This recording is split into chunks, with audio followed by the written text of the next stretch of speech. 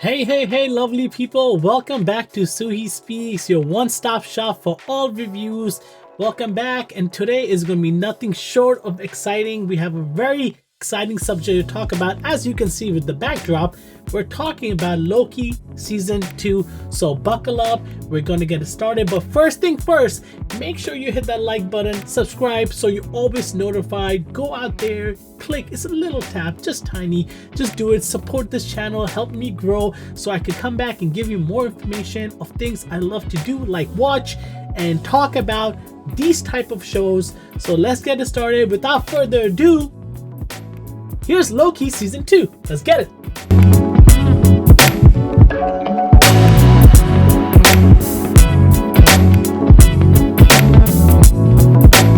So Loki Season 2, I am going to be very frank and honest how it started off. I was really confused when Season 2 started. Season 1 was incredible. I think Season 1 of Loki might be one of the best things Marvel MCU has ever done. I mean, when you're talking about storytelling, you bring in this character. When you see Endgame, the Loki that disappeared with the Tesseract in 2012 when Iron Man and Captain America went back and they made a mistake and he went back with that Tesseract, you all wonder where he went. And Loki Season 1 explained it and answered it right away.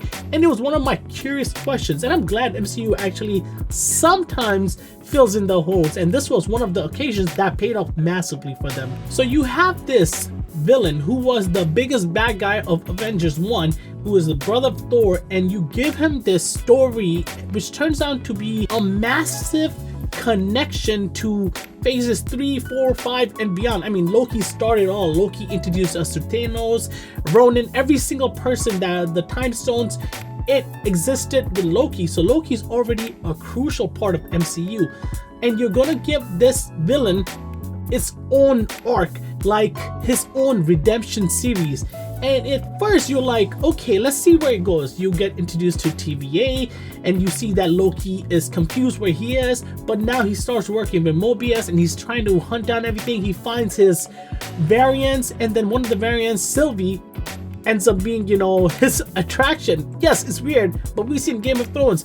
I'm not falling to that part, but you know, Loki always established that he loves himself more than anybody else. But the storytelling got so good when they connected everything around him and they introduced Kang, Johnaton Majors. And before the accusations and everything, this dude had the highest trajectory of success. This dude was killing it. He's a good actor. I liked him his other shows, and I was following him and his acting career because this dude is really rare to have great black actors come out and especially be successful, and he had the writing on the wall was there for him. Come on, Kang, the biggest bad guy of MCU till date. He was given that role. Listen, again, accusations, until he is proven guilty, he's still innocent. So right now it's accusations, and I know Disney's trying to pivot away from him, but it was too late when they did this with him. Here comes Kang, who is the biggest bad guy, who has a lot of variants. I mean, there's more in MCU, but up until now in MCU universe, what we viewers know, he is the biggest one. Here's Kang, and the way they connected Loki,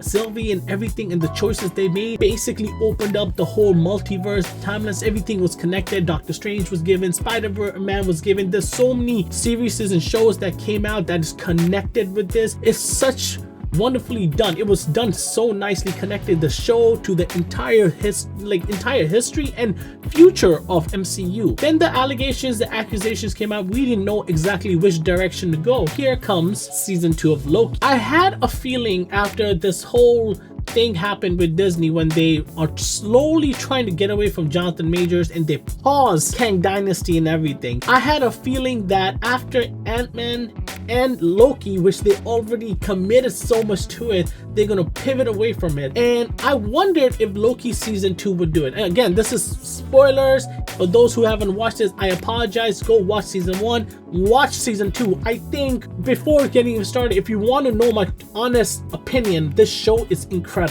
Even Season 2, I'm going to talk about the pros and cons, and I'm going to get into it deep. I'm going to contain spoilers, so if you not want to know spoilers, please stop, go away. But this true nature of MCU is going to be coming out more and more as I've seen already articles popping up, so I stand corrected. But I felt because of this news, they were gonna throw in a failsafe and try to navigate or move away from Kang. So in season 2, you get introduced to Loki, who's basically time splitting, and they use this very well, because the first 3 episodes I was like, this season is not good. I mean, it's okay, but there's nothing that's exciting me. Like the first episode was Ouroboros. So Ouroboros is like the other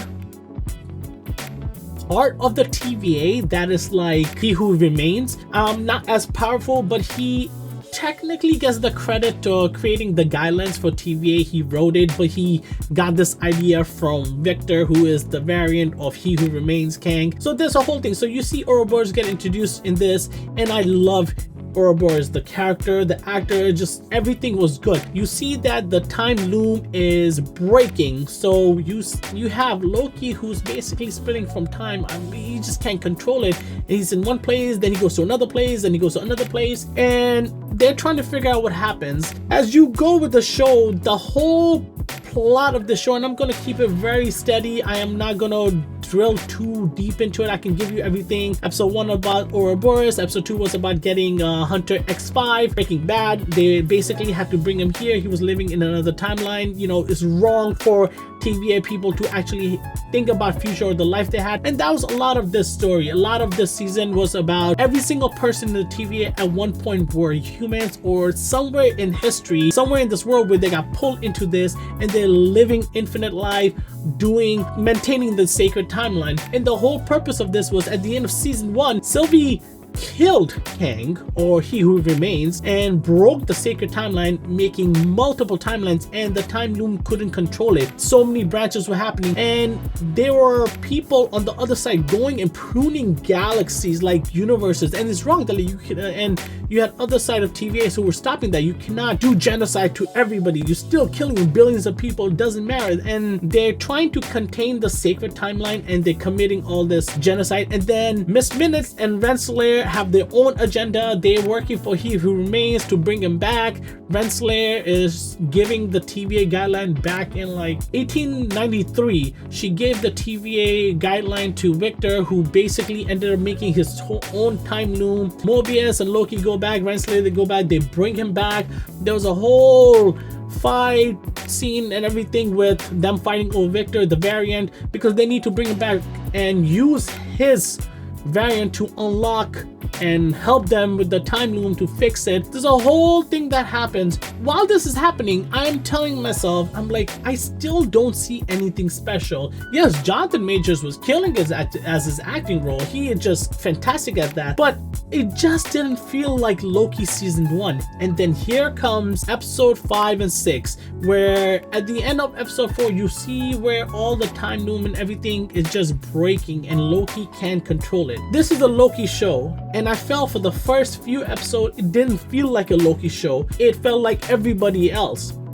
But end of episode 4, 5, and 6, it felt fully unlocked Loki. It was smart, it was deep, it was chaotic, it was messy, it was fast. It had all the feeling of what makes Loki the God of Mischief. And a lot of moments made you appreciate Loki in this. I think Loki stole the show. I think Johnaton Majors was right there. I think Ouroboros, everybody did great. But when the time started splitting and Loki was the only one there, and everything they tried to do, it kept them leading to failure. Just failure after failure after failure. And then Loki finds a way to navigate through timeline. He discovers this power in him that he can help to save his friends, and it's lovely to see that Loki actually appreciates people and has friends, and he cares for other people just besides Sylvie. Sylvie's still his #1 priority, but he's trying his very best to save the TVA. And I really like how they planted these scenes and they paid a full circle to come around. Loki pruning his own self just to fit the timeline. It really well done. It kept the mystery going. And as a whole, season 2 is incredible. It started off weak and I'm so glad I stuck to it, and it's just comparing it to how incredible season 1 was. I was really nervous for this season until season 2, episode 5 and 6. Man, episode 5 was great. It was great to see how Loki works, how he ticks, how he thinks, everything about Loki. But episode 6 takes the cake. You have Loki who learns and harnesses his ways to go back and forth as many times as he can, and God knows how draining it is that he knows how to control this time. And I'm sitting there thinking, oh shit, what if this was a curse given to him? So I'm gonna get to that part, but you see Loki trying for centuries an outcome for making Victor or somebody to get all the way to the time loop, put the device, press the green button, and stop all this and let all the timelines be, you know, together, or just not have the destruction of the sacred timeline. Whatever. Loki tries so many times. He learns everything. He does this for centuries, over and over and over. He goes through so many moments in history, in time, in past, everything to understand where he is. And there's a moment where him and Mobius are talking, which I think was incredible. This is the moment when he first actually came, episode 1 of season 1, and they have this whole discussion. It was really well done. And then him and Sylvie's conversation when he tells her that he cannot save her and that, you know, she needs to go. There's so many great Loki moments that just hit you. But at the end of season 2, episode 6, the finale, I don't know if this is the last episode of Loki. I was confused because I was like, I don't know how they're gonna end it. I knew they're gonna find a way to get rid of Kang, but the way they did it was so well done that it gives all the respect to this character that has earned it. He has earned it from episode 1 of the show all the way up until now. He tries his best. He can't do it. He comes to a point where he goes, I can't kill or watch these people I care for, I love, die. He basically goes out by himself, destroys it all, like he breaks the time loop, and then he grabs all the binds, all the timelines. He resurrects them using his power, grabs them, and he goes off, and he is the last remaining person as the timekeeper. He's holding the binds together, the timelines, he's holding everything together. Incredible sacrifice. I love the ending. I love justice to this character. I love how the show went, willing to sacrifice, how he redeemed himself. This was great. And the way Disney got rid of Kang, now they can go in any direction they want. They can use variants of Loki. They could still use Kang. There's so many different ways, but this season, this finale gave them an escape they needed. And I think I read that they made them change up the stories, especially episode 5 and 6. They had no idea what the direction they were going in, and the Disney writers made them change it. Kudos to them. I think they gave a good storyline. It's an escape route for them, a safety net, and I think they achieved it. I think this was one of the saving graces of MCU again. Loki again is a better part of MCU, and once again, kudos, hats off to every single person. Loki, especially Tom Hiddleston, incredible actor. You were born to play this role. You may come back in MCU later, God knows how, because you are a great actor. You have been part of the MCU success forever, and it's great that you get this redemption as Loki. It was a beautiful scene. The graphics was insane. Music was dope. Perfect. It was like a moment how Iron Man felt. Not the same, because Iron Man, but actually in a way did both the same. Iron Man saved the world, and Loki is now saving all the freaking timelines and his friends. So yeah, I think it balances out. But what do you think? Have you seen Loki? I am gonna give this series, the entire series, not a perfect 10 out of 10, but it is very close. It's a solid A series. This show deserves the respect, especially if you're an MCU fan, if you love comic books, if you love superheroes. This show deserves the respect. If you watch all the other trash, this is way better. I think Loki as a whole series gets an A. I think it was phenomenal. The season could be called season 1 extension more than season 2, but it connected the story very well. I'm glad it did. I am happy it did. Great show. I will definitely rewatch this again. What do you think? Like and subscribe. I am Suhe, Loki season 2. Thank you. Until next time, peace out.